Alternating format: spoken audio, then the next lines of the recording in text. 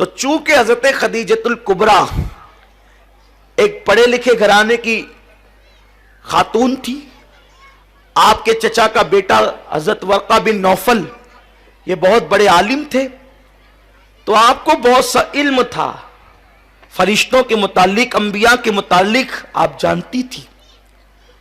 تو اس وقت حضرت خدیجۃ الکبریٰ نے کہا کہ آپ میرے کمرے میں آئیں۔ سرکار صلی اللہ علیہ وسلم نے ان کے کمرے میں قدم رکھا تو اماں خدیجہ نے پوچھا، جو فرشتہ تم نے غار حرا میں دیکھا اور باہر کے کمرے میں دیکھا، کیا وہ میرے کمرے میں دکھ رہا ہے؟ آقا نے فرمایا ہاں، وہ مجھے اب بھی نظر آ رہا ہے۔ حضرت خدیجۃ الکبریٰ نے اپنے سر سے دوپٹہ ہٹا دیا، اپنے بالوں کو کھلا کر دیا۔ بہت توجہ سے سننے کی بات ہے میری بہنوں، جب سر سے آپ نے دوپٹہ ہٹایا اور دوپٹہ آپ نے اپنے کندھے پہ رکھا، جب آپ کا سر کھل گیا، کس کا؟ خدیجۃ الکبریٰ کا۔ کس کا؟ سیدہ فاطمہ کی امی کا۔ کس کا؟ آخری نبی کی پہلی بیوی کا۔ کس کا؟ جس کو عرش سے خدا سلام کرتا ہے اس خدیجہ کا۔ دوپٹہ سر سے کاندھے پر آیا تو اماں خدیجہ نے پوچھا، میرے سرتاج، کیا جو فرشتہ تمہیں تھوڑی دیر پہلے تک دکھ رہا تھا وہ اب بھی دکھ رہا ہے؟ سرکار نے فرمایا خدیجہ نہیں، اب وہ فرشتہ مجھے نظر نہیں آ رہا ہے، اب وہ فرشتے کو میں نہیں دیکھ رہا ہوں۔ جناب خدیجہ نے کہا مبارک ہو، جو فرشتہ جناب موسیٰ کے پاس آتا تھا، جو فرشتہ جناب ابراہیم کے پاس آتا تھا، وہی فرشتہ آپ کے پاس بھی آیا۔ آپ کے پاس کوئی شیطان نہیں آیا۔ سرکار صلی اللہ علیہ وسلم سے انہوں نے یہ کیوں عرض کیا؟ کیونکہ خدیجہ کا یہ ماننا تھا کہ عورت کے سر پہ جب تک دوپٹہ رہتا ہے وہیں تک رحمت کا فرشتہ موجود رہتا ہے، جب عورت اپنے سر سے دوپٹہ ہٹا لے تو رحمت کا فرشتہ وہاں سے چلا جاتا ہے۔ اب آپ مجھے بتائیں، جب نبی کے گھر میں، سید الانبیاء کے گھر میں عورت کے سر سے دوپٹہ ہٹ جائے تو وہاں سے رحمت کے فرشتے چلے جاتے ہیں، تو ہمارے گھر میں عورتیں جو کھلے سر پھرتی ہے، کھلے سر کھانا پکاتی ہے، کھلے سر اللہ اکبر سارے کام انجام دیتی ہے، پھر رحمت کے فرشتے ہمارے گھر میں کیسے آئیں گے؟ جب نبی کے گھر سے سر سے دوپٹہ ہٹنے پر فرشتے چلے جاتے ہیں تو ہمارے گھر میں فرشتے کیسے آئیں گے؟ اور جب رحمت کے فرشتے آئیں گے نہیں تو اللہ کی رحمت کیسے آئے گی؟ پھر آپ رو رہی ہیں، میرا شوہر اتنی محنت کرتا ہے، کماتا ہے، برکت نہیں ہوتی۔ برکت کیوں ہوگی؟ بے برکتی تو تیری وجہ سے ہے۔ تو نے سر کا دوپٹہ گلے میں لٹکایا تو اس وقت تیرے گھر میں برکت ہوگی کیسے؟ اور سن لو، آپ تعویذ کے انبار گھر میں لگا لو، کبھی برکت نہیں ہو سکتی، کیونکہ نحوست تو تمہارے کھلے سر کی وجہ سے ہے۔ اور یہ میں نہیں کہہ رہا ہوں بلکہ صاحب روح البیان نے لکھا ہے۔ اگر یہ بات لکھی نہ ہوتی تو میرے اندر بیان کرنے کی ہمت نہ ہوتی۔ نبی کی موجودگی میں عورت کے سر سے دوپٹہ ہٹے تو وہاں سے رحمت کے فرشتے چلے جاتے ہیں۔ تمہیں پتا ہے اے خاتون جنت کی کنیزوں، جس وقت ابراہیم علیہ السلام کو آگ میں ڈالا جا رہا تھا، ابراہیم علیہ السلام کو آگ میں ڈالا جا رہا تھا، تو آگ میں ڈالنے کا طریقہ کیا تھا؟ انہوں نے منجنیق بنائی تھی۔ منجنیق آپ سمجھتی ہیں، جب پہلے دور میں قلعوں پہ حملے ہوتے تھے تو منجنیق کے ذریعے سے پتھر پھینکے جاتے تھے۔ انہوں نے منجنیق بنائی تھی۔ منجنیق وہ تھی کہ آگے پائپ رہتا تھا اور ایک رسہ رہتا تھا، رسہ کھینچ کر کے چھوڑتے تھے تو وہ جا کے پائپ کو لگتا تھا، اب پائپ کے اوپر جو پتھر ہوتا تھا وہ جا کر کے قلعوں کو لگتا تھا۔ تو سب سے پہلے منجنیق بنی ابراہیم علیہ السلام کے لیے، کیونکہ انہوں نے اتنی بڑی آگ کا علاوہ تیار کیا کہ وہ آگ کے قریب کوئی جا نہیں سکتا تھا، تو ابراہیم علیہ السلام کو ڈالے کیسے؟ تو انہوں نے منجنیق بنائی۔ تو منجنیق بنا کر کے وہ کئی دنوں سے پریکٹس کر رہے تھے، اس طرح رسہ کھینچیں گے، چھوٹے گا تو ابراہیم کی پیٹھ کو جا کے لگے گا، پھر ابراہیم جو ہے وہ آگ میں چلا جائے گا۔ لیکن جس وقت ابراہیم علیہ السلام کا کرتا اتار کر ان لوگوں نے منجنیق پر ابراہیم علیہ السلام کو بٹھایا اور رسہ کھینچا تو اب رسہ ان سے کھچاتا نہیں تھا۔ کیوں نہیں کھچاتا تھا؟ اس لیے کہ فرشتے رو کر کہتے اللہ تیرا ابراہیم تیرا نام لیوا، اب وہ آگ میں ڈال دیا جائے گا، ہم اس کی مدد کے لیے جانا چاہتے ہیں۔ تو فرشتے مدد کے لیے آ گئے، ادھر سے نمرود والے رسہ کھینچتے، ادھر سے فرشتے رسہ کھینچتے، تو فرشتوں کی طاقت کے سامنے نمرودی ناکام رہے، تو وہ رسہ کھینچ نہیں پا رہے تھے۔ اب وہ حیران ہو گئے، کئی دنوں سے ہم پریکٹس کر رہے ہیں، کئی دنوں سے مشق کر رہے ہیں رسہ کھینچنے کی، ابھی تھوڑی دیر پہلے تک کہ رسہ کھینچ رہا تھا آسانی سے، اب نہیں کھینچتا۔ اس وقت ایک بڈھا سر پہ کمبل ڈال کر آیا اور اس بڈھے نے کہا کہ رسہ کیوں نہیں کھینچتا؟ ان لوگوں نے کہا اے بزرگ پتہ نہیں کیوں نہیں کھینچتا۔ تو اس وقت اس بڈھے نے کہا ایک کام کرو، 10-12 عورتوں کو بلا کر کے لاؤ۔ 10-12 عورتیں بلا کر لائی گئی۔ اس وقت اس نے کہا، نمرودی اس عورتوں سے اس بڈھے نے کہا اپنے سر سے دوپٹہ ہٹا لو اور اپنے گلے میں لٹکا لو۔ تو ان لوگوں نے دوپٹہ جیسے ہی ہٹایا وہ رسہ کھینچ گیا۔ وہ رسہ کیوں کھینچا؟ اس لیے کہ جب عورت سر سے دوپٹہ ہٹا دیتی ہے تو رحمت کے فرشتے وہاں سے چلے جاتے ہیں۔ تو اب ابراہیم علیہ السلام کی مدد کے جو رحمت کے فرشتے آئے تھے وہ دوپٹہ سر سے ہٹنے کی وجہ سے چلے گئے، حالانکہ وہاں اللہ کا پیغمبر موجود ہے۔ پیغمبر کی موجودگی کے باوجود اگر عورتیں سر سے دوپٹہ ہٹا دیں تو رحمت کے فرشتے وہاں سے چلے جاتے ہیں۔ تو کیا تمہارے گھر میں کوئی پیغمبر ہے؟ کوئی تمہارے گھر میں کوئی صحابی ہے؟ تمہارے گھر میں کوئی ولی ہے؟ نادانو، تمہاری تکلیفوں کا علاج صرف تمہارے پردے میں ہے۔ پردے میں رہ کر دیکھو، پھر میرے اللہ کی قدرت دیکھنا، اس کے کرم کی بارشیں دیکھنا۔ سنو، اللہ اکبر، جن کے گھروں میں برکتوں کا نزول ہوا، جن کے گھر سے کائنات کو خیرات ملی، جن کے گھر سے ولایت تقسیم ہوئی، جن کے گھر سے امامت تقسیم ہوئی، جن کے گھر سے نعمتیں تقسیم ہوئی، وہ گھر سیدہ فاطمہ الزہرا کا گھر ہے۔ سیدہ فاطمہ کی زندگی دیکھ لو۔ امام حسن مجتبی سے کسی نے کہا حسن تیری ماں بڑی پاکیزہ تھی۔ امام حسن نے کہا تو نے سچ کہا، جس دن میری ماں کا وصال ہوا میں 6-7 سال کا بچہ تھا، اس کے باوجود بھی میں نے اپنی ماں کے سر کے بالوں کو کبھی نہیں دیکھا۔ جو مائیں اپنے ننھے بچوں سے بھی اپنے سر کے بالوں کو چھپاتی تھی ان گھروں سے خیرات تقسیم ہوتی تھی، اور جو مائیں اجنبی مردوں کو بھی سر دکھاتی ہے پھر اس گھر سے خیرات نہیں بٹتی، اس گھر میں خیرات مانگی جاتی ہے۔ کما کر بھی پریشان ہو، سروں پہ دوپٹے نہیں۔ عورتیں گھر میں رہتی ہے تو یوں سمجھتی ہے کہ اب کون آنے والا، اور سگا بھائی تو ہے، دیور تو ہے، بیٹا تو ہے۔ سوچو، کیا دیور سے پردہ فرض نہیں؟ کیا بہنوئی سے پردہ فرض نہیں؟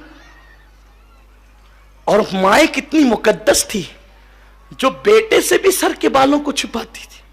کتنا مشہور سا وہ واقعہ ہے کہ ایک مرتبہ اہل دلی نے بابا فرید سے کہا فرید بارش بند ہو گئی بابا صاحب، لوگوں نے بہت دعائیں کی بارش نہیں ہوتی، آپ دعا کر دیں۔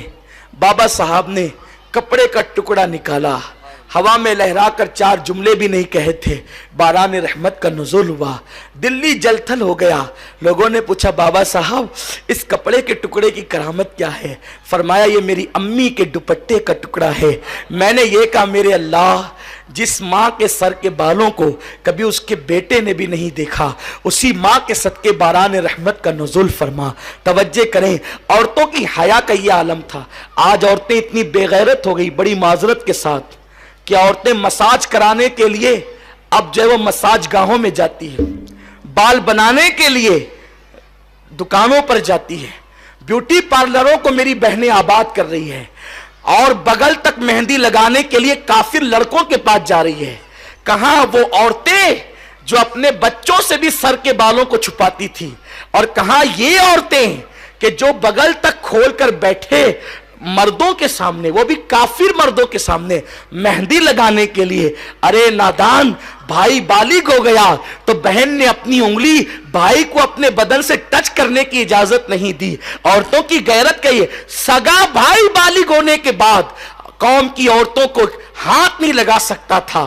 اگر بھائی کو بہن کو کسی وقت جگانے کی نوبت آئی تو بھائی لکڑی ڈھونڈتا ہے اور لکڑی ڈھونڈ کر کے بہن کو جگاتا ہے, بہن اٹھ اس لیے کہ ہمارے گھر میں آگ لگ گئی ہے تو تیری جان بچانا چاہتا ہوں. سوچو آگ کے حادثے کے وقت بھی جوان بھائی اپنی بہن کے جسم کو نہیں چھوتا. اور میری بہنوں تمہیں کیا ہو گیا کہ تم مہندی کے نام پر کافر لڑکوں کے ہاتھ میں ہاتھ دے رہی ہو, چوڑیاں پہننے کے نام پر کافر لڑکوں کے ہاتھ میں اپنے ہاتھ کو دے رہی ہو, بال کٹوانے کے نام پر.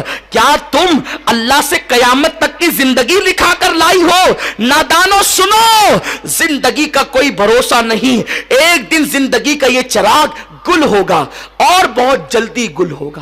موت کی تلوار ہر وقت سر پہ لٹک رہی ہے.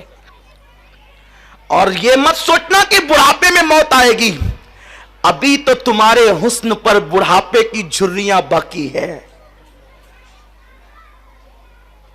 سورج ہر وقت سر پر نہیں رہتا, سورج بھی تھوڑے دیر کے بعد غروب ہوتا ہے. میری بہن جب سورج کا شباب ڈھل جاتا ہے تو تیرا شباب کتنے دن تک رہے گا؟ گل مسکرا کر مرجھا جاتے ہیں تو تیرا حسن کتنے دن تک مسکرائے گا؟ اپنے حسن کا غلط استعمال کر کے اللہ کو ناراض کرنے والی میری بہن, آج آ سنی دعوت اسلامی کے اس اجتماع میں سچی توبہ کر لے. اللہ تجھے بھی وقت کی رابعہ بصری بنا دے گا. آپ سچی توبہ کر لے, اللہ تجھے بھی نفیسہ مصری بنا دے گا. سچی توبہ کر لے, اللہ تجھے بھی اپنے وقت کی ام الجبار بنا دے گا. سچی توبہ کر لے, اللہ تجھے اپنے وقت کی ام الخیر بنا دے گا. سچی توبہ کر لے, اللہ تجھے اپنے وقت کی ام الورا بنا دے گا. سچی توبہ کر لے, تو بھی سیدہ زینب کی کلیش بن جائے گی. سکینہ تیری زندگی پر ناز کرے گی, سیدہ فاطمہ کو تجھ پر ناز ہوگا. سچی توبہ کر لے.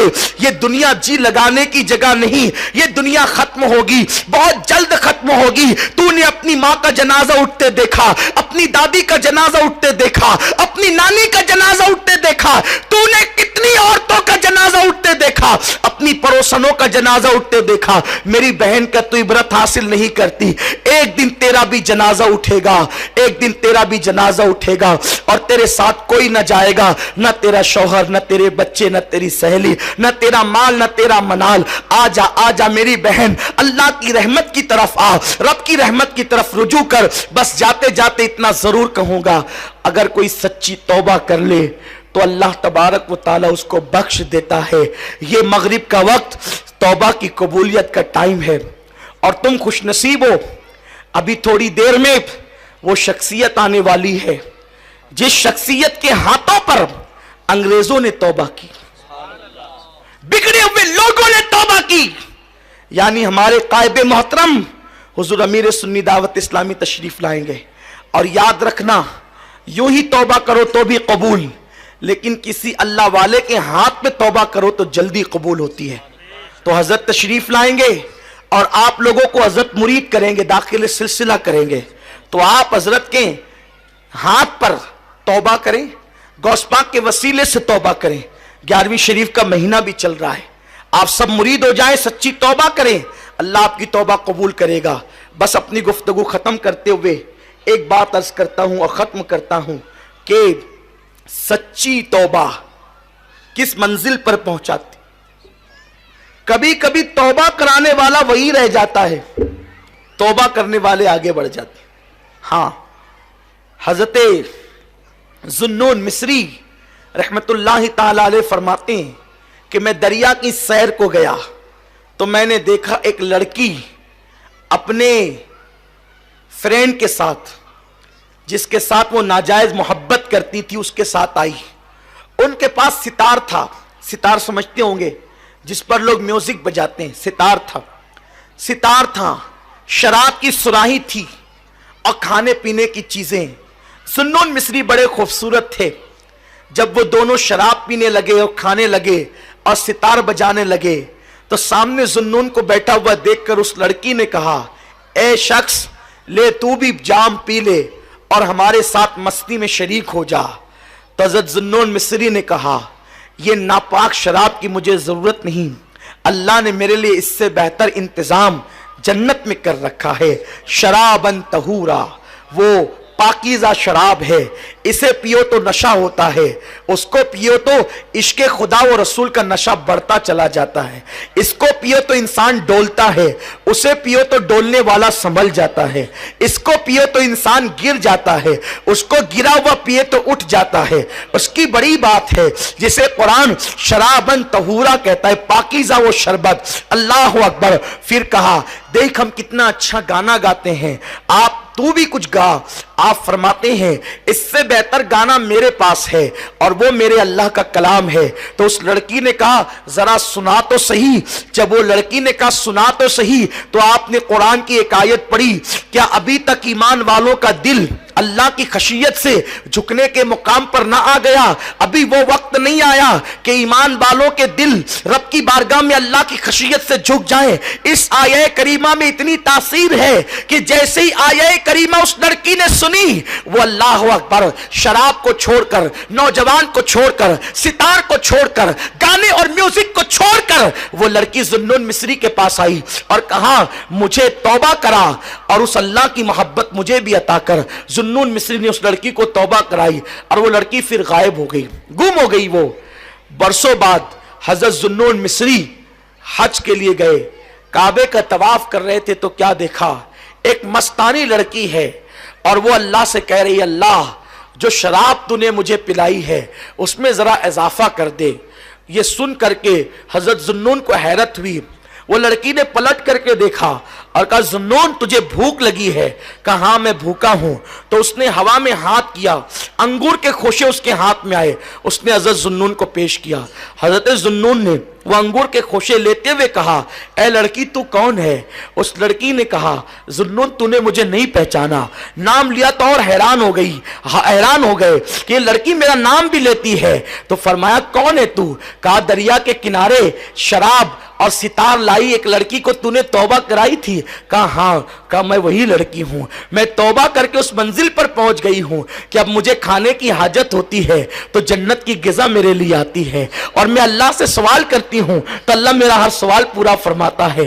تب حضرت ذوالنون مصری کی آنکھوں میں آنسو آ گئے اور آپ کہنے لگے اللہ میرے ہاتھ میں توبہ کی، میں تو اس منزل سے اس کی منزل سے آگے نہ بڑھ سکا اور یہ کتنی بلندی پر پہنچ گئی. اے خاتون جنت کی کنیزو، آؤ آج کی اس محفل کو ہم ایک تاریخی محفل بنا دے. آج سے پہلے اگر تمہارے گھر میں حرام غذا کھائی گئی سچی توبہ کر لو، بے پردگی ہوئی سچی توبہ کر لو، گناہ ہوئے سچی توبہ کر لو، بے نمازی پن ہوا سچی توبہ کر لو، نماز کو ترک کیا سچی توبہ کر لو، جو کچھ بھی کیا ہے سچی توبہ کر لو. اگر سچی توبہ کر لو گی تو اللہ رب العزت کا فرمان ہے جب میرے بندے توبہ کرے تو میں ان کی توبہ کو قبول کرتا ہوں. بلکہ فرمایا ان اللہ یحب التوابین، بے شک اللہ توبہ کرنے والوں کو اپنا محبوب بنا لیتا ہے. میں امید کرتا ہوں کہ میری آنے والی بہنیں یہاں سے یہ پیغام لے کر ضرور جائے گی کہ ہمیں سچی توبہ کرنا. امید ہے کہ اگر آپ سچی توبہ کر کے